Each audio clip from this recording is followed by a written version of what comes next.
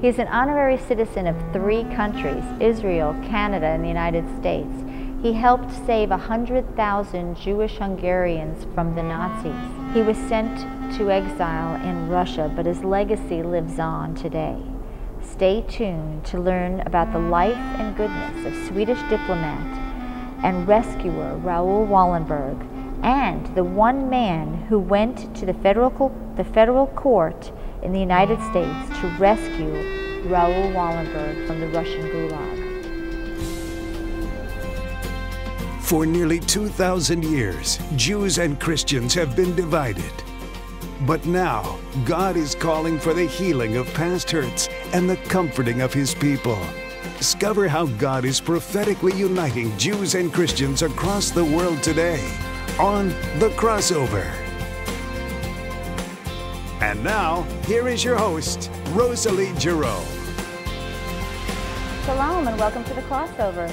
Today's show, we have Morris Wolf with us. Thank you for joining us, Morris. Pleasure to be here. And we're sitting in the Holocaust Museum. Let me tell you a little bit about Morris. He is the author of Whatever Happened to Raoul Wallenberg, and he served under President John F. Kennedy as legal counsel in Department of Justice and worked directly with Attorney General Robert Kennedy and the President. In 1983, with Rosa Parks, he was awarded the National Council of Christian Jews Medal for service on civil rights. And in 1993, he received United Nations Peace Award for humanitarian service on the same stage with Audrey Hepburn. And in 2005, the U.S. Congress awarded him for his work in seeking the release of Raoul Wallenberg. So it's quite a pleasure to meet a righteous lawyer who is doing a work that our God, who's a great judge, his heart is for those things that you have been fighting for. Thank you. It's a pleasure to have you here. I just wanted to let you folks know that today we're filming in the Holocaust Museum, but it also happens to be that during the 10 days of awe, Rosh Hashanah, the call to repentance happened just a few days ago. So I think it's quite apropos that we're here filming during this open heaven time, during this sanctified time where we're supposed to look inside of ourselves and check, who have we done wrong to? What sins have we committed to others in thought, word, or deed? Or what things have we not done that we should have done? And the fact that we're talking about Raoul Wallenberg, a great rescuer, righteous among the nations on such a time as this, at this hour, is appropriate, don't you think? Absolutely. This Yes. is the perfect time because Wallenberg had a deep regard for Judaism and for things Jewish, and yet he was a Christian gentleman. He was a Lutheran who came from Sweden at age 32 at the call of our United States government to go to a very dangerous situation in Hungary in World War II and the effort to rescue the endangered Jewish population. So it's a very ecumenical story. The reason that you're seeing me interview Morris today, and usually you see Mitch, is because my family is from Hungary, and when the Nazis were in Hungary, Christians hid my parents for a whole year while they were there, and most of my family were destroyed, though. However, my aunt did survive, but she went to Auschwitz. She's been living in Israel. She survived Auschwitz. Wow. And my uncle Mickey fought in the Haganah. He hid all throughout Hungary during that time. And I just was wondering, I was so passionate about meeting you and just learning more about Raoul, wondering if, some of my family was saved because of him, Oh, I believe so. And I think it's magic that we're together today. It's one more spiritual moment in my own journey to rescue Wallenberg, that I meet people who were touched by Wallenberg, saved by Wallenberg. I met Judith Yoron in Israel while I was doing my research. She was a secretary to Wallenberg in his office in Budapest. And she was only 19 when she served in this way. But I met her by chance. I was teaching in Switzerland. I went to the bridge at Avignon and saw 3 young girls dancing on the bridge at Avignon. And one was wearing Sur le pont d'Avignon. Sur le pont d'Avignon, on y danse, on y On y danse. danse. And I jokingly said, well, where are you from? And one teased me, said, can't you read? It says Brandeis. And I said, well, what do you do? She said, I study human rights. She said, what do you do? I said, well, I'm an international lawyer. I'm teaching in Switzerland this summer, but I'm the lawyer for Raoul Wallenberg. She said, did you say Wallenberg? I said, Raoul Wallenberg. She said, my Aunt Judith was Wallenberg's secretary in Budapest. Wow. So 3 days later, I was on the plane going to Tel Aviv to meet Judith Joron at the Hilton Hotel for her to fill me in on 3 of the most important chapters about Wallenberg that appear in my new book, Whatever Happened to Raoul Wallenberg, because she took him down to the synagogue on Rosh Hashanah evening. She said, you must put your work away. The Jews are waiting to meet you at synagogue. And as he entered the synagogue and the menorah and the bright light coming through the windows, the Jews reached out as they often do to touch the Torah, but in this case they reached just to touch his garments because they considered him a saint who had come to rescue them from the Holocaust. We will be right back. For nearly 2,000 years, Jews and Christians have been divided. But now, God is calling for the healing of past hurts and the comforting of His people. Discover how God is prophetically uniting Jews and Christians across the world today on The Crossover. The Crossover exists to communicate to the Jewish community that there is a growing group of Christians who love them unconditionally. The focus of the Crossover program is to promote a greater understanding of the differences and similarities between Jewish and Christian customs, history, and theology, while encouraging a closer walk with the God of Abraham, Isaac, and Jacob. As a second-generation Holocaust survivor, Rosalie's Jewish heritage includes parents who were protected from the Nazis by Christians. Yet for more than a decade, Mitch and Rosalie searched for meaning in life in the New Age movement. But after returning to their Judeo-Christian roots, they discovered God's purpose for their lives: to rebuild bridges between Christians and Jews. Now through TV, radio, the internet, speaking engagements, the healing room, and print and video resources, they are reuniting Jews and Christians in fulfillment of biblical prophecy. Join Mitch and Rosalie as they tackle tough topics and welcome dynamic guests on The Crossover.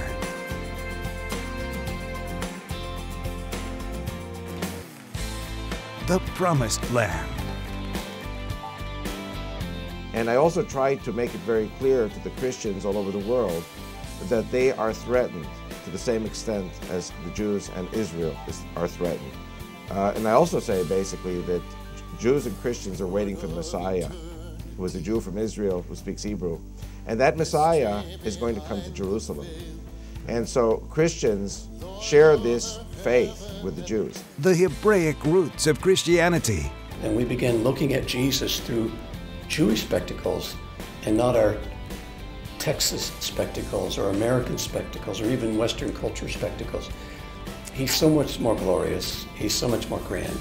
It does not in any way detract from the fact that he's the Son of God, the risen Savior, but he's also a man. Judaism 101. Many times people ask, what is a Jew? Is it a race? Is it a people? Is it a culture? Jewish-Christian relations. Bible, fact or fiction? For more information on The Crossover and The Crossover Project, contact Rosalie Jerome or log on to our website. Here is your host, Rosalie Jerome. In your book, are you mentioning other testimonies of people who've been saved by him? Absolutely. A young woman living today in Toronto, Canada, her mother was pregnant during these difficult days and had no place to go. Raoul Wallenberg gave up his apartment for the night. He walked the streets of Budapest till dawn. This woman gave birth, and then I met this child during my travels on the Holocaust. And the same thing with Abram Spitz in Phoenix, Arizona, a very successful real estate man there. But he was saved by Wallenberg. He actually had to go into the Danube River with a reed just to breathe through as the Gestapo were coming through. Then Wallenberg came back, pulled him out, brought him back to the Wallenberg office where he was rescued. So I've met 30 to 40 people who were saved by Wallenberg. Tell me how you got involved in trying to rescue Wallenberg. How did that Well, happen? I was practicing law in Philadelphia. I'd gone to Germantown Friends School, a Quaker school, so I became very interested in human rights and in the needs of the oppressed. I first wanted to become a lawyer because I saw the way the magistrates' court shabbily treated people who had drinking problems, who were picked up off the streets of Philadelphia, and prostitutes who were in the jail cell for the night, Saturday night. And I saw this judge abusing these people, and I said, that's not right. I want to be the lawyer for the undefended. And I went to law school, and I came back and I changed the magistrate court system of Philadelphia 10 years later as the chief assistant DA. That's how big an impact wanting to become a lawyer had for me. Wow. Then one day, in March of 1983, I got a phone call at 4 a.m. in the morning at my home in Chestnut Hill in Philadelphia. Are you Morris Wolf? Yes, I am. Your name's been given to us as a lawyer who may help us. Who are you? This is Raoul Wallenberg's brother. I want to come to Philadelphia and discuss your representing us. Well, that was the day I first made the connection. Why they found me? Besheret, just one of those destiny moments. They could have found a lawyer in Stockholm or Washington, D.C. or New York, but someone had passed my name up the line to them as someone who would have the guts and courage to face up to the Soviets and to try to persuade them that the good thing in life was to let this man go, that it had been a terrible mistake, and that he should go home to his family. Most people would think that he would have been taken by the Hungarian Nazis or, you know, instead of the Russians. Well, he befriended the Hungarian government. He was a charming man, and he charmed the wife of the foreign minister, Khomeini, and she actually came in on his side. So Minister Khomeini and Mrs. Khomeini became his friends. Wallenberg had a great ability to create allies, people who would join his cause, because he was very temperate and soft-spoken, but it was like an iron fist in a velvet glove when it came time to rescue.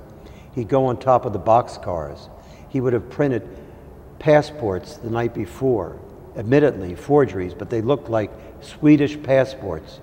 The Hungarian Arrow Cross had a great respect for documentation. He'd thrust these passports in their face and say, look, this man's on the train by mistake. He's a Swedish citizen. Wallenberg was a great actor as well as a great humanitarian. And they'd bring these families off the boxcars and back to the safe houses that Wallenberg had created under a Swedish flag. So I was just impressed the morning I got the phone call. Why me? Why am I given this opportunity to walk in the corridors of history as a lawyer for this great man? I started my research immediately. I went down to the university. I feel I have to say something. Go ahead. When I was reading a bit about Raoul today, it was like I was weeping when I read about the boxcars. Right, right. Especially the part I read where even the Nazi, like one of the Nazi superiors said, shoot him. He was on the box, and they chose not to shoot. And they shot, but they on purpose in the air above his head. Above his head, because they were so impressed that he had such courage and that he would do such a mitzvah. Yeah, you're exactly right. He had gained such a positive reputation in Budapest, even among those who were supposed to be opposing him, that they would find a means to shoot above his head rather than shoot him. They respected him. That here's a man at age 32 had the courage to leave a comfortable home in Sweden. He was dating Viveka Linford's and Ingrid Bergman at the time and living a beautiful life. I tell some of my audiences, if I had been his lawyer at that time, I'm not sure what advice I would have given him to leave such a good life of playing polo and dating these starlets. Yeah, but he didn't hesitate. The U.S. government asked him to go, and that's why I've always felt it's the obligation of the U.S. government to bring him home. He was really our diplomat clothed in Swedish garment, because we were at war with both Hungary and Germany, so we couldn't send a diplomat. There goes Raoul Wallenberg. I have asked my government to come in alongside me in an amicus curiae brief, that is a friend of the court brief, to support my effort. But I must admit, with all candor, it has been a lonely vigil of private counsel pursuing this matter. President Clinton helped me. I went to the White House, November 22nd, 1993, 30 years after the assassination of John F. Kennedy. I sat with President Clinton in the Oval Office with his assistant, Neil Wallen, Jewish Deputy National Security Advisor. He said, Morris, Wallenberg is my hero too. I'll take a note to Yeltsin on my next meeting, asking Yeltsin to reopen the doors of the prison. So my effort has not just been in court. When I went to court, I won a $39 million verdict, which is unheard of up to that time. First time that When you say a $39 million verdict, what does that mean? That means I filed the lawsuit against the Soviet Union, as I had to. They had kidnapped him. They had detained him. They've even admitted that, so I'm not saying anything new. And instead of giving an apology and letting him go, they, for some reason, detained him. I think they were embarrassed, frankly, that he would have said too much were he to be released. So Judge Parker asked me in court, well, Mr. Wolf, how much damages do you think are appropriate for this matter? I said, well, at least $1 million for every year of incommunicado captivity, and he's still there, Your Honor. And he banged his gavel down and said, $1 million for each year of captivity, 39 years, $39 million. I ordered the Russians to produce him in my courtroom in 30 days, and if they claim he's not alive, then bring in an autopsy report and his remains. One way or the other, we have to have closure. I'm okay, what year was that? I'm sorry? October 18, 1985. What happened? Russians ignored the decision. They snubbed it. They went behind my back to the US State Department to ask the State Department to fish their hot chestnuts out of the fire. A Jewish legal advisor at the State Department joined and filed a statement of interest against my decision in an effort to derail the verdict. The rest your listeners can read about in my book, Whatever Happened to Raoul Wallenberg. So I faced a lot of political persecution, turbulence that I should never have faced. Because we sent him there. We sent him there. We virtually seduced him to go. We took him to dinner at the Bells Manor Hotel in Sweden and said, will you do this for us? We have your back. We'll come get you if we need to. We know it's dangerous. It's a righteous cause, considering 100,000 Jews were saved from the Nazis. Right. That people should take the time to try to rescue this man. They should have rallied to my side. They should have said, let's go, let's do everything positive. But what I found out is that Congressman Tom Lantos, who was saved by Wallenberg, and he was head of the Senate, the House Foreign Relations Committee, he and his wonderful wife Annette came in alongside me. I spoke to Annette just 2 days ago. We keep up a wonderful relationship. And he got 5 or 10 congressmen to come to my effort. David Gergen, who's still on TV as a newscaster, I met with him at the White House. I said, David, help me get the support of my government to come in behind me. I took action. I took action right away. The morning I got that phone call at 4 a.m., I was down in the university library that afternoon, and by the grace of God found Elizabeth Arnold, who's a retired librarian, and she took me to the rare book room. She opened it up, said, here's a law from 1789. This will allow you to go into an American court and sue on a violation of the law of nations. Wallenberg was a diplomat. That's one of the violations of the law of nations. This wonderful woman was with me the whole way, and because I went down on a Saturday morning when there was nothing else happening, she took me to the fifth floor, opened this closed place. There were letters from Benjamin Franklin. There was the original copy of the Gutenberg Bible in Philadelphia. You're watching The Crossover. We'll be right back. Stay tuned, because you're going to hear how Morris influenced the Mossad in Israel to get Wallenberg. But finally, the news came back to Budapest that Raoul Wallenberg is going to come, and that the Swedish government had a pact with Germany that Sweden will supply Germany with 6,000 trucks in exchange for 6,000 Jews. But since the Jews could not be shipped out during the war to Sweden, they allowed Raoul Wallenberg to buy apartment buildings and house them and until the war will be over, supposedly. And then my brother notified me about that house that they found out from American Jewish organization that there is one. And Raoul Wallenberg was a very quiet, very unassuming individual, and he usually worked from the background. And the house where we were in was the house of a glass factory, and there were glass crates in the basement. That's where several hundred people lived, in the basement with one light hanging from the air. And there was a second floor where them offices were. I was very good at calligraphy. I don't know where I learned it, but I could do it. And as people escaped from the labor camps, found out about that house, that they can get saved there, they all congregated in front of the house trying to get in. Some of them succeeded.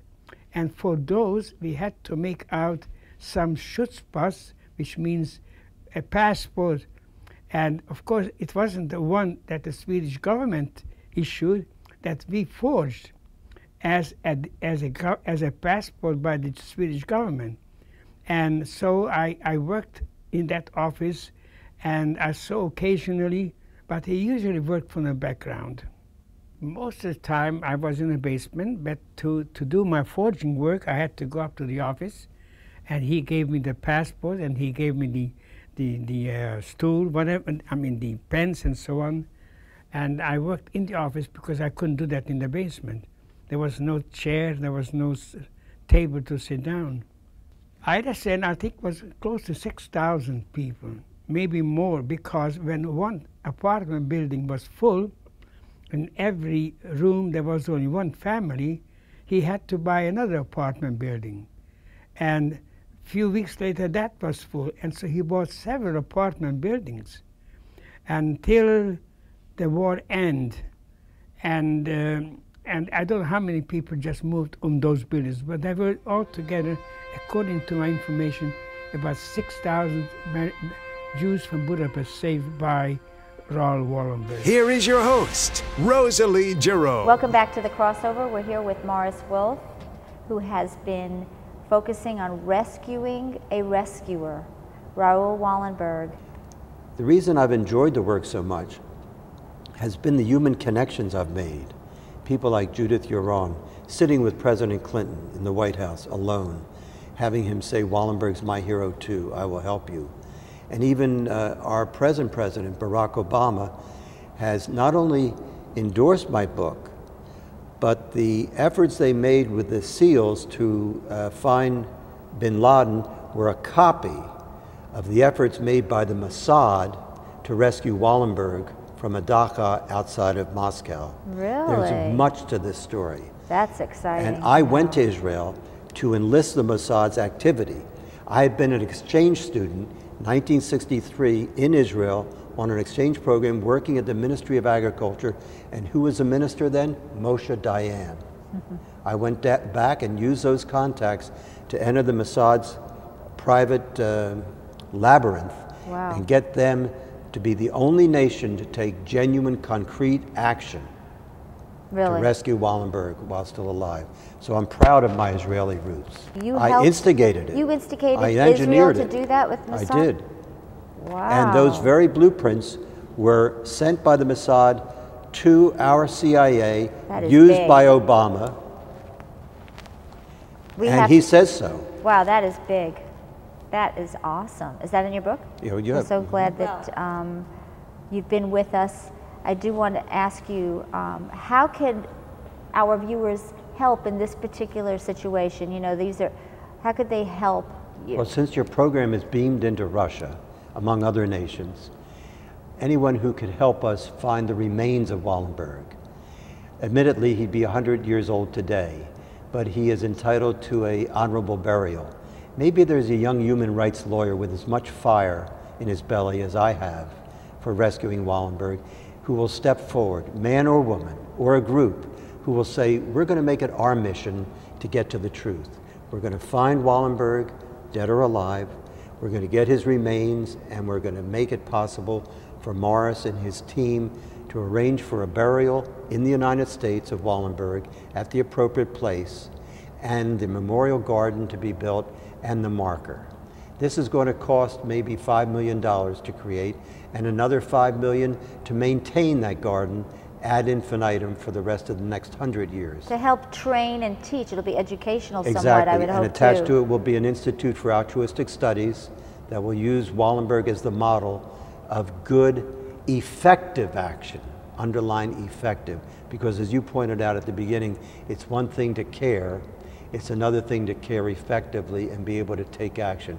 It's not a moment for Hamlets to be or not to be. No. It's a moment for action. That was one thing that was another thing that impressed me tremendously with him is my father is an entrepreneur, was a businessman in Hungary, and left everything and, well, the Nazis took everything and then the communists took everything and came to America with nothing, but with his business savvy and his debonair and his knowledge of people, he was able to build himself back up and start business.